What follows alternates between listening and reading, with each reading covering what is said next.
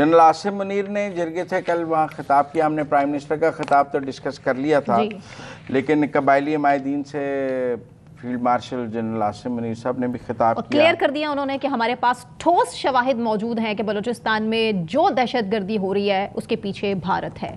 बहुत clear stance है, बहुत क्लियर स्टांस है। और इस दफा वाकई ये लोग हमारे बात करनी, उन्होंने कहा है कि जो लोग हमारे लोगों, हमारी तरक्की और हमारे अमन पर हमला कर रहे हैं, हम उनको नहीं छोड़ेंगे।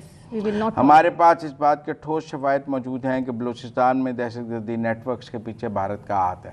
अच्छा, कल हमारे शो के बाद ना एक मिनिस्ट्री ऑफ इंटीरियर ने भी एक नोटिफिकेशन किया कि जितनी बलोच दहशतगर्द तंजीमें हैं उनको फितनतुल हिंदुस्तान बोला और लिखा जाएगा जी। हम भी फितनतुल हिंदुस्तान ही कह देते हैं उन्हें, फिर चूंकि अब सरकारी तौर पर नोटिफिकेशन हो गया तो अब उनका नाम फितनतुल हिंदुस्तान है। तो लेकिन टेक्निकल बात यह है कि आसिम मुनीर साहब का जिरगे से खिताब वो बड़ा क्लियर है कि फ़ौज किसी रियायत करने को तैयार नहीं है और फ़ौज किसी को कोई माफ़ी देने के लिए भी तैयार नहीं है।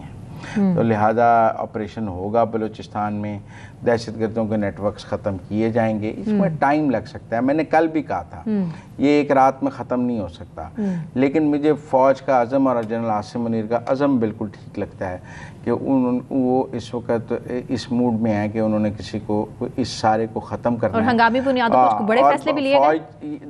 2013-14 में भी दहशतगर्दी इसी तरह थी, फिर फ़ौज ने ऑपरेशन से, ज़रबे अज़ब से और दूसरों से कामयाबी हासिल करके उसको ख़त्म किया था।